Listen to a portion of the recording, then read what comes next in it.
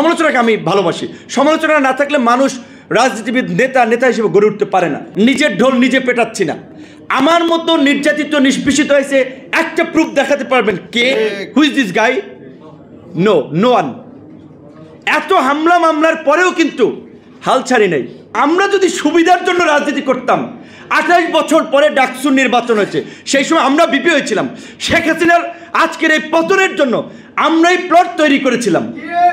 প্লটের আমরা তৈরি করেছি, অনেকে সেখানে রসদ যুগে সাপোর্ট দিয়েছে, কিন্তু পথটা কিন্তু আমরা হেঁটে গিয়ে আমরা তৈরি করেছি। তো শেখ হাসিনা আমাদেরকে এমন কোনো সুযোগ সুবিধা নাই যা অফার করে নাই। আমরা তো সেই সুযোগ সুবিধায় গা ভাসিয়ে দেই নাই। বরঞ্চ আপনারা লক্ষ্য করছেন যে 2021 সালের কথাই ভাবেন, মোদি বিরোধী আন্দোলনের আমাদের 64 জন ছাত্র এবং যুবকদেরকে গ্রেপ্তার করেছিল। ওই ক্র্যাকডাউনের বছরই আমাদের যে অঙ্গীকার ছিল, স্বাধীনতার সুবর্ণ জয়ন্তীতে আমরা দল ঘোষণা করব, আমরা কিন্তু 26 অক্টোবর আমাদের দল ঘোষণা করেছিলাম। RICL TMX, যুগের পর যুগ স্থাপনা থাকে মজবুত। সমালোচনাকে আমি ভালোবাসি। সমালোচনা না থাকলে মানুষ রাজনীতিবিদ নেতা হিসেবে গড়ে উঠতে পারে না। তো ভাইজান হচ্ছে পিআর পদ্ধতিতে এখন হতে পারে, এটা ঠিক অনেকে বুঝে না। আমাদের দল 2021 সালে আমরা যখন ঘোষণা করি, আমাদের 21 দফা কর্মসূচিতে আমরা বলেছিলাম একই ব্যক্তি প্রধানমন্ত্রী দলীয় প্রধান হবে না। প্রধানমন্ত্রী রাষ্ট্রপতির ক্ষমতার ভারসাম্য আনয়ন করা হবে। সংসদে আইন করে নির্বাচন কমিশনের অ্যাপয়েন্টমেন্ট করা হবে যেন নিরপেক্ষ ব্যক্তিরা নিয়োগ পায়।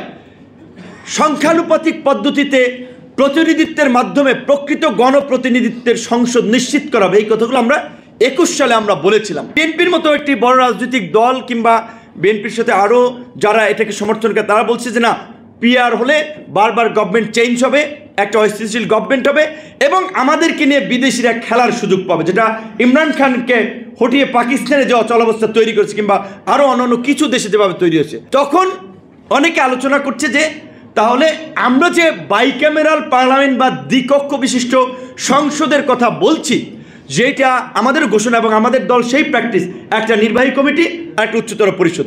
বিএনপি এটা ম্যাডাম খালেদা জিয়া 16 সালে এটা বলেছিল এবং সংসদের আসনকে 500 উন্নীত করবে, এইটা বিএনপির ঘোষণা ছিল, খালেদা জিয়ার ঘোষণা ছিল।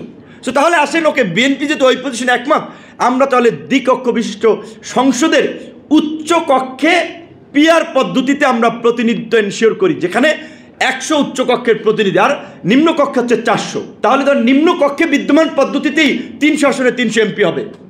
তাহলে ওই উন্নয়নমূলক কর্মকাণ্ড যেটি বলা হচ্ছে যে কে কাকে কার কাছে যাবে, কে কার নেতা, এগুলো তো চিনবে না। এক্সিস্টিং সিস্টেম লোয়ার হাউসে থাকতেছে, সমস্যা নেই।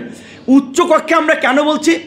উচ্চ কক্ষ আইন প্রণয়ন করার কোনো ক্ষমতা থাকবে না।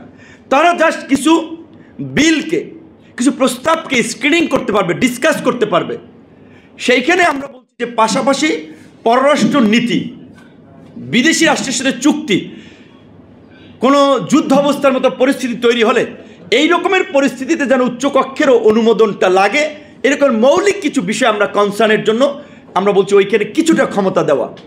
তো সেই ক্ষেত্রে ওই 100 আমরা ভোটের অনুপাতে চাচ্ছি এই কারণে যে তাহলে সব দলের একটা প্রতিনিধিত্ব থাকবে, সংসদটা অত্যন্ত একটা ভাইব্রেন্ট সংসদ হবে।